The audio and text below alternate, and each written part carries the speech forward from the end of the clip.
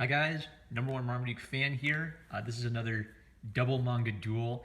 These are two volumes where the things I've said about the previous volumes kind of apply to these volumes. If you liked volume 1 of Case Closed, you're going to like volume 2. If you liked volumes 1 through 4 of Bleach, you're going to like volume 5. So what I'm trying to do is I'm trying to use less paper clips so that I can maybe kind of like hone in on just a few little key moments which reinforce the point from earlier. So, Case Closed by Gosho Aoyama. The appeal of Case Closed is basically, hey kids, there's mysteries and all the clues are there. Can you solve the mystery before Conan does? And look, the cool karate girl you have a crush on. Actually, this doesn't happen in the book at all. So fake news, but Gosho knows exactly what kind of story he wants to tell. He's a complete detective nerd and will like highlight a different like famous Japanese or English detective at the end of every series that served as an inspiration. And these are children's mystery stories, so it's not like realistic, forensic science stuff and tons of realistic detail. It's a fun little, there's some secret to this like Slylock Fox. And kids, if you can see the secret, it's like a magic trick. The truth is hidden in plain sight. And something I really love about Case Closed is some of this gets to be communicated visually. Whereas if it was in a novel, the novelist would have to write, the door seems strange because it looked so new. But the artist can draw it, and you can just sort of skip it if you're unobservant. So I think comics are maybe like an especially appropriate medium to do mystery stories where visual details are an element of the mystery.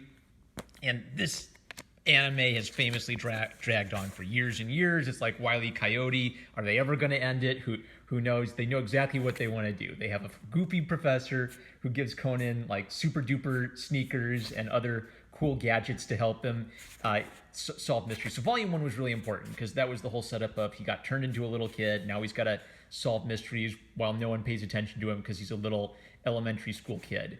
Maybe the thing I love about Conan is how almost every aspect of his design is important. So he doesn't have a utility belt where he can just reach in and grab wherever he needs. Like his sneakers have to be important. His bow tie has to be important because that lets him change his voice and trick adults into thinking another adult is speaking. His suspenders have to be important. And then all of these are tools that he can use in creative ways in a variety of situations.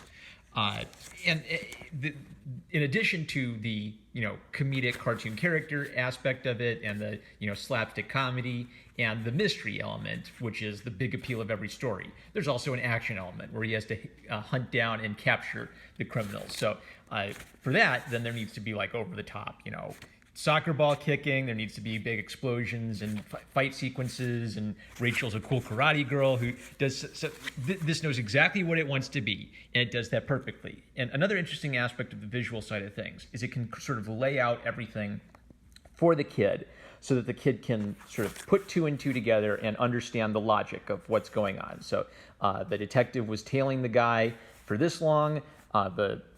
The main suspect, he has an alibi for this window of time, and this is the window of time where the murder must have occurred. Now, because these are simple mystery stories, you immediately start putting 2 and 2 together like, oh, well, what if that was a body double? What if, could he have made a trip back sometime during his alibi? And then they'll rule out some possibilities and in plain sight sort of give you the key visual information you need to figure out to figure it out. So that's a blast. Let's jump ahead. I marked this. Oh, okay. I marked this because this is an important character moment. So the general tone of the series is fun little, Wile E. Coyote Roadrunner, but it's with mysteries instead of slapstick comedy. Every episode is the same. He gets a mystery. He has to solve the mystery. He has to convince the adults to listen to him because he's in a little kid's body. But then you'll get a kind of nice little character building moment where he's eager and gung-ho to go out and catch the guy. Didn't you get small because you had to go poking your nose into a case? And this case itself has grown from a missing persons case to a murder case. You could end up in big trouble again if you are reckless and act alone. Calm, composed, and careful. Isn't that the Holmes you love? Sweet. So this is sort of the general application of it. Like little kids love mysteries. They like the dramatic detective pointing at the guy and saying, "You are the killer." And this even has self-aware humor about that, where that's a big part of every mystery is the dramatic revelation of the true murderer. But it's also teaching you that the only way to be a detective is to be rational, to be calm, and to be focused, and that's something you can apply anywhere in life. Boy, I marked more than I thought I did in this one. Okay, I marked this because this is just an example, a really good example of visual details being used to clue the reader to something. So he sees something, and then there's just a panel with, dot, dot, dot, dot, dot, focusing on his face. So that's a pregnant pause. And like a kid who's not used to reading comics might miss that and just keep reading. But if you read comics a lot, you know that means, okay, something important is here. They're in the haunted abandoned mansion, but the water is running. Why would anyone pay for the water to be running in the haunted abandoned mansion? The kid opens up the door. Okay, now this is maybe an example where I'm going to roast the artist a little bit. I thought this was important because the boards are vertical and the bricks are horizontal. So I thought, okay, this is going to be something where someone's trying to lure these kids in because it's really obvious there's a door there. What he ends up saying is what's odd about it is the doors are brand new and clean and the house itself is old. So this was installed recently. I didn't think that was conveyed very well. So little shade because the visual clue didn't match up with what ended up being important about it. But what it illustrates is this is shown pictorially without words. You have to look at the picture and try to examine it and say, okay, what's important about this detail for the mystery? And that's something that you can only do in comics. So lovely. I'm going to jump ahead. Okay, and he gives a chance for all of his assistants to do a little thing. And I always love showing these because I think that, the manga assistants are kind of the unsung heroes of the manga industry, where all this good manga can only exist really because Japan's adopted a studio assistant style system a la Jean Paul Rubens. So it's also interesting that they all have different styles, and I immediately start wondering, I wonder what part they contribute, because Gosho Aoyama, is that his name? Gosho Aoyama, I got it. He clearly is like a character artist. He's really good at funny cartoon expressions. He's really good at what would the balance be? He's finding a great balance between action, comedy, and cuteness in his characters. So it's very appealing to the target demographic. So Yutaka Tani kind of draws himself as a goofy smoker guy, kind of straightforward cartoon style. Yama-chan, female artist maybe? She draws herself as kind of like a really goofy cartoon puppet character and draws everything in kind of a wavy, goofy line style. I thought that Keiji Aso almost drew in a Beavis and Butthead kind of style. And they all make fun of their sensei, of course. And then chubby detective Masaka Nagishi just draws sort of cute, simple, abstract 2D characters. So I love seeing a little collection of styles, and I love seeing the assistants get a chance to kind of come into their own a little bit or have their own little moment in the sun. So case closed. If you like solving mysteries, you're going to like Case Closed. And there's 90 volumes of it, and it's never going to end. So Bleach Volume 5. The whole time I was reading Bleach Volume 5, I was thinking about Hirohiko Araki and JoJo's Bizarre Adventure. And what I'm thinking about is I wonder how much influence he's had on the manga industry, really, because the tropes I see when I finally started watching and reading JoJo's Bizarre Adventure, it was like I was starting to see a lot of tropes I'd seen in dozens and dozens of manga and anime, but they were just maybe more over the top in Hirohiko Araki. And one of the things that Araki does is he likes horror stories mixed with adventure stories, where the monster will do not just do a bunch of grisly murders of innocent people before the heroes stop him, but he'll also have this great build-up where there's a fear of the unknown mixed into it, and every bad guy is completely unique and different. So one bad guy uses mirrors to sneak up on his enemy, and another bad guy covers himself in this creepy flesh to fight the good guys. It's all just pure creativity and scary elements mixed with adventure elements. Tite Kubo has a little bit of that, where there's some really genuine fearsomeness to the enemies. They're primally terrifying. They're apex predators. Some of them are maybe more tragic characters where they're motivated by grief. Others are more vindictive characters where they're sadistic. So what I like about Tite Kubo is he's very subtle even though he has like these similar tropes to Hirohiko Araki, he's very subtle in his presentations. You might meet a character like Chad here and get the feel that, okay, he's kind of a gentle giant, big, sweet, strong guy kind of character. And then he'll be around for a while. And then finally he'll get a little bit more character development and you'll understand a little bit more about his past. But you will have gotten a bit used to him at first. So it's almost hard to describe Tite Kubo's style. I think he likes to write by just giving you a whole bunch of characters and letting them be there for a while, kind of quietly in the background. And then he brings them out into the spotlight when he needs to. Maybe in contrast to, again, where everything is over the top, everything is about relationships. Kubo knows that the main appeal of his story is big action scenes, fight sequences, and he's really good. He's really good at that, but he just wants to bring in maybe like a few little mature ideas for kids into the context of the big adventure story. So that's what's interesting to me about it, is he's doing a really compelling job of big fat adventure fighting stories with hints of mature topics without whacking the kid over the head with lots of details and lots of sadness and misery. I don't know why I marked that, so I'm going to jump forward. But maybe like an example of it. Oh, this is so cool because all right, this is the setup page. So Ichigo, who's kind of like the spiky redhead kid, he meets a Quincy. And the big difference between Ichigo and the Quincy's is the Quincy's believe in killing hollows, and the Soul Reapers believe in putting hollows to rest and taking them to the Soul Society. So the Quincy says, I'm going to bait hundreds of hollows here, and we'll see who can defeat the most hollows. And Quincy's really good at killing them, and Ichigo's trying to put them to rest with his giant soul sword. So what was interesting about this volume is different fighting styles start becoming apparent. Ichigo has a giant sword he swings around, and I thought this was really cool when there's a crack in the sky and the hollows start coming out. They've been established as really credible threats, but Quincy's able to take them out, so he's a really capable fighter. So far, Ichigo has been the main character. He's the only one who can really do anything to stop hollows, and most of the other characters are just totally normal people.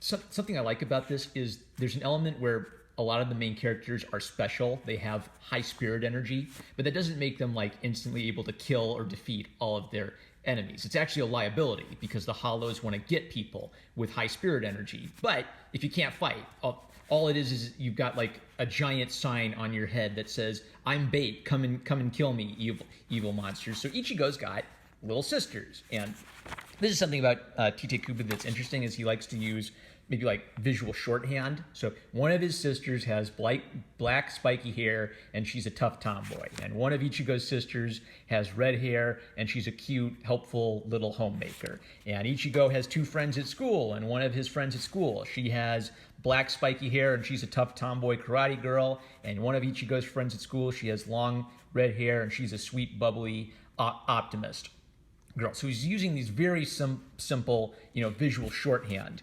ideas.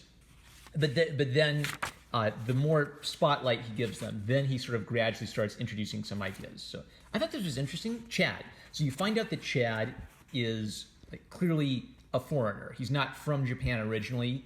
He's either Hispanic or Moorish or something, because he calls his grandpa abuelo.